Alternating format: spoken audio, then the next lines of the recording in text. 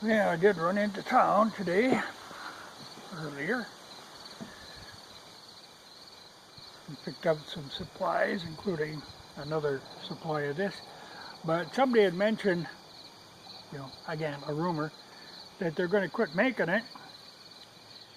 And I've heard that before, like 2 years ago, but they still make it.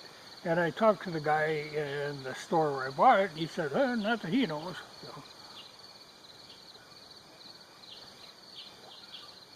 But you never know. It's not unusual for things that I like to disappear. That's why you stock up. Like I say, if you find something you like, you stock up. But, how much beer can you keep in stock?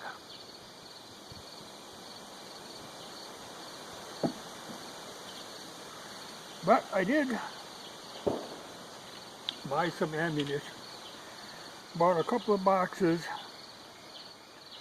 of 22 Magnum. Now, it's probably the most expensive gun I shoot.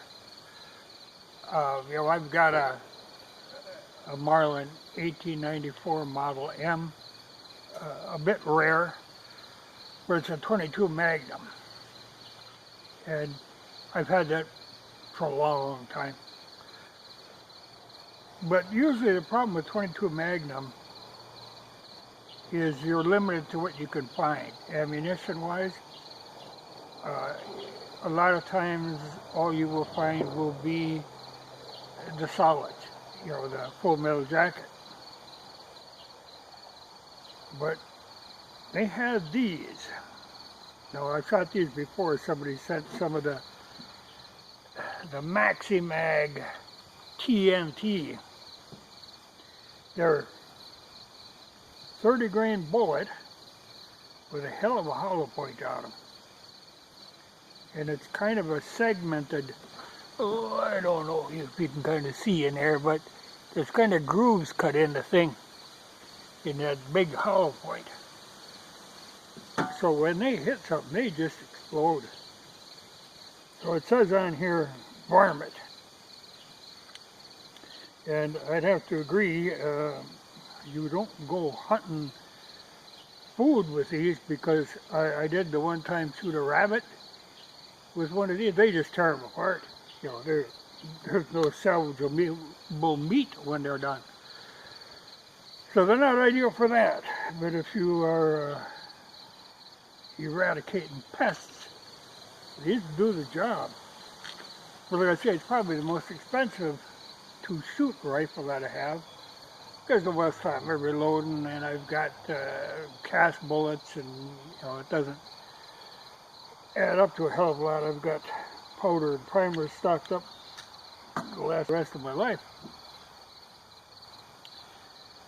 so I can reload very cheaply. These, it's 18, just slightly under $18 for a box of 50. Well, that turns out to be like 36 cents a piece. That's pretty spendy shooting. But like I say, 22 Magnum can be hard to find, and you're limited into the bullet design. Like I say, most of the time what you're into is the solids. It's all right, but I'd like to have some halfway in between. Like maybe a soft point, but I don't see them. I see these. I don't normally run into these, but somebody had sent me some one time, and I shot them up. But I was impressed, with their just destructive ability. Like a regular solid, like say in a fox or something, it's going to tear right through them. With these things, I doubt if it would even go through a fox, but it would blow a fox apart. They're an odd, but very destructive. I mean, I was impressed kind of horribly in what they did to that rabbit. You know, they raise hell of the gopher too, but at 36 cents a piece, they're a little spendy for gopher shooting. But they do the job. I mean, they'll just tear them in half. But I did look, you know, we were talking guns, but I was looking to see if they had, and I didn't see any new Marlins, but I saw, you know, I saw some guns that I find interesting, but like I say, Henry's, there's something about them that just doesn't appeal to me. I did see, there was a Rossi I saw that looked like not a bad gun. It was what, but it was an extremely short barrel, like a 357. But the thing that always bugs me on some of them, you know, like on my 4570, it's a long, thin, tapered barrel. But when I look at like a 357, that's got a barrel with like a half-inch thick wall on it that seems excessive, you know. But it's like, oh, we got a barrel blank and we use it for a bunch of different calibers. So, you know, it's funny, but I don't see the point of that. You know, lugging that heavy barrel. You know, that's what people say about, oh, that heavy 4570. Actually, my Marlin is really light for what it is. It's not that heavy of a gun.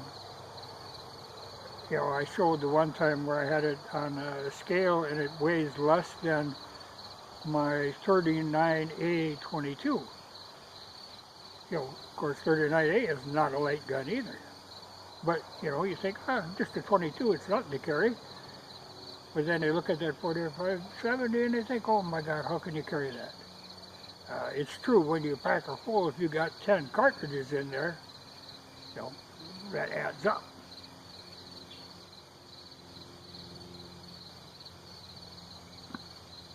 But one of the reasons I was getting I had to go into town, I was picking up a battery for that Yamaha Grizzly. You know, the battery that was in there was 2 years old, and I could charge it up and it'll work, but if it sits for 2 or 3 days, then you go to start it, you know, it'll grind a little bit, you know, it tries to turn over, and then the battery just goes dead, you know. So I figure it's some internal problem in the battery. But I can go, and if I charge that battery up again, it'll be good for 2 or 3 days. You know. But I just went and bought a new battery. You know, that old one, as I say, it was only 2 years old, but it's one of them high-tech batteries. And, you know, I have seen that before. You know, they like to play with battery technology all the time. And they have like a high peak voltage, but they don't last very long. They kind of burn themselves out. You know, for a while they were coming up with them gel cells, and this was that glass mat technology, you know. But there again, plain old lead and acid always seems to work. But anytime you do that, you try to pack a lot of power in a small unit, they tend to just burn themselves out. You know, I've seen that on all kinds of stuff. I mean, phones or laptops or anything like that. You pack a lot of amperage in this tiny little battery. They get finicky. Whereas a good plain old lead acid battery, you maybe don't have that peak voltage, but it'll go on and on. You know, I remember one time Yeah, a 47 I had before the 47 I had now. I was running a battery that actually had, it was like rubber on the outside and wood. Partitions were actually wood. That battery had to be 50 or 60 years old and it was still working. Now 2 years is about what you get out of battery.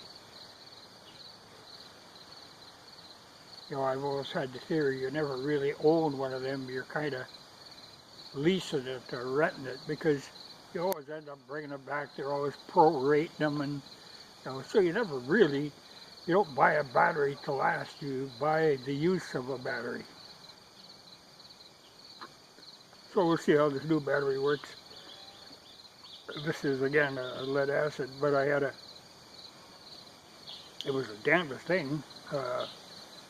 Normally the acid comes in one tank. Well, this had 6 tanks all hooked together with foil seal, and you flip it up and push it down, and it fills the battery. And so I filled a zillion batteries, but always out of, like out of a bulk container, and then you just fill each cell individually. This was like a one-shot deal. Never seen that before. But it used to be every motorcycle battery on new bikes and stuff, they come dry charged, sealed in foil, and then you just open them up, add the acid, and they're ready to go.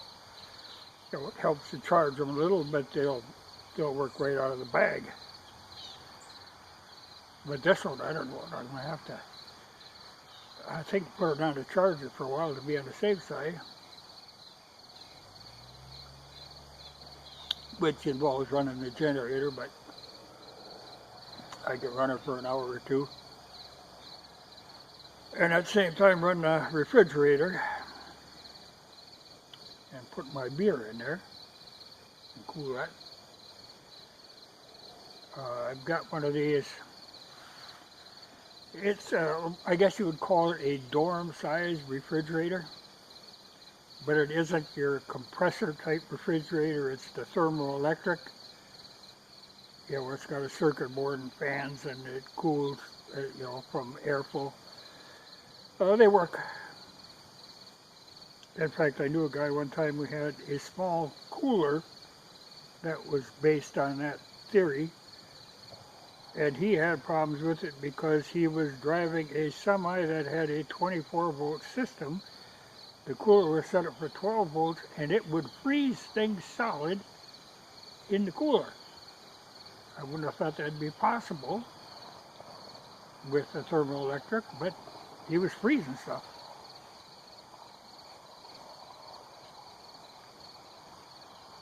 But you run into them pretty often. A lot of people have to have them,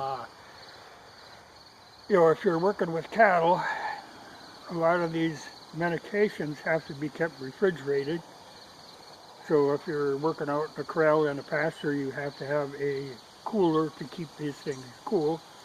Those Thermoelectrics were good for that. So they're around. But this one is like a regular dorm-sized refrigerator. It should hold probably a case of beer. But, it's not ideal because they have to run constantly. It isn't like a compressor type. Will run, get it cool, then if you don't open the fridge, it's not going to drop the temperature. These actually, if it isn't running, you lose the cool rather quickly because there's actually air ventilation there, over that circuit board and the heat sinks and stuff. It's some of that space age Apollo technology. I don't have a lot of that around here, but I got that.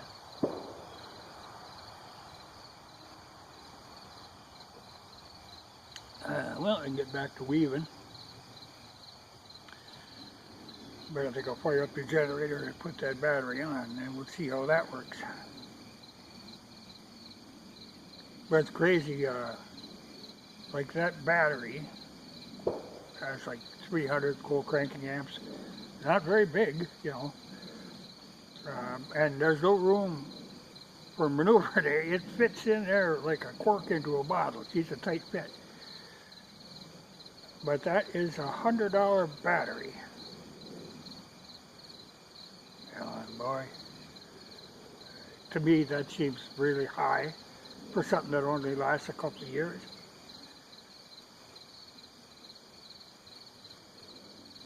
But you don't, it's hard to find a car battery now under 100. I seen, looking around, I seen a few things today that were, you look at them and you think, oh, I could use one of them, but not at that price. A lot of stuff, well, double what I think it's worth. Including in the firearms, I was looking at guns and, like those Rossies and stuff. Okay, it ain't a bad gun, but then they want like $800 and some for it, and I'm thinking, that's like a $300 gun, to me. I don't know what the reasoning behind that being that high priced is, but it actually had wood on it. But I know somebody was saying, I've talked about this before, like somebody said about my 4570, ooh, if only it was color case hardened. Well, okay, now, I'm not that fond of color case hardening, but if it's true color case hardening, like my Savage 99 has on it, that's one thing. But when I look at some of that new fake, like spray-on color case hardening, boy, that just looks gaudy and it looks bad. But it's the same with, like I say, nobody blues stuff anymore. Well, I think actually the Japanese might still do it. But a lot of stuff is just painted. Like my old Marlin, that's got a really good deep blue in it. And I'd like to see that on a gun. Or like the real color case hardening, but not that paint on stuff. God, that does not look good. But I see it on guns. But it just looks like iridescent, sort of, I mean, the color case hardening should be a subtle sort of thing. This is just gaudy. And, that's going to wear off in spots and splotchy, like, I don't care for that.